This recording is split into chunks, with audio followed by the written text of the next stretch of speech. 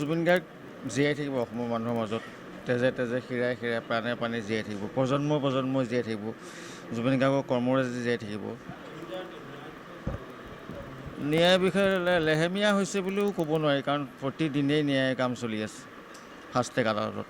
গতিকে আমি আৰু ইয়াতকৈ কেনেকৈ ফাষ্ট কৰিব, লেহেমীয়া হৈছে বুলি মই কৈ দিব নোৱাৰোঁ। আমি দেখাততো ফাষ্টেই হৈ আছে, কিন্তু কি হয়গৈ সেইটো আৰু আদালতৰ ওপৰত আস্থা ৰাখিছোঁ, বিশ্বাস ৰাখিছোঁ, ভগৱানৰ ওপৰত বিশ্বাস আছে। জুবিন গাৰ্গে ন্যায় পাবই।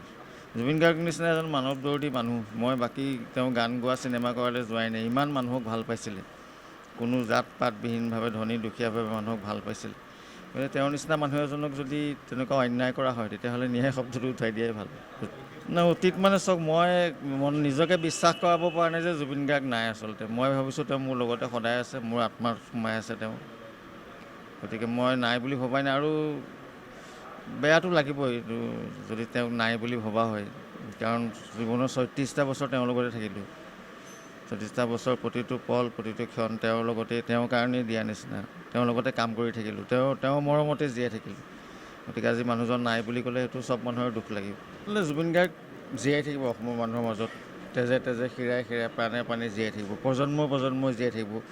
জুবিন গাৰ্গৰ কৰ্মৰাজি জীয়াই থাকিব। ন্যায়ৰ বিষয়ে লেহেমীয়া হৈছে বুলিও ক'ব নোৱাৰি, কাৰণ প্ৰতিদিনেই ন্যায়ৰ কাম চলি আছে ফাষ্ট ট্ৰেক আদালতত।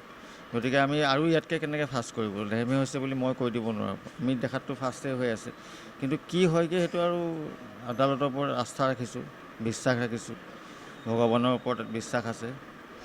জুবিন গাৰ্গে ন্যায় পাবই।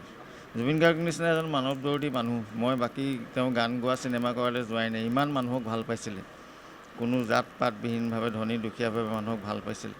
গতিকে তেওঁৰ নিচিনা মানুহ এজনক যদি তেনেকুৱা অন্যায় কৰা হয়, তেতিয়াহ'লে ন্যায় শব্দটো উঠাই দিয়াই ভাল। অতীত মানে চাওক, মই নিজকে বিশ্বাস কৰাব পৰা নাই যে জুবিন গাৰ্গ নাই আচলতে। মই ভাবিছোঁ তেওঁ মোৰ লগতে সদায় আছে, মোৰ আত্মাত সোমাই আছে তেওঁ।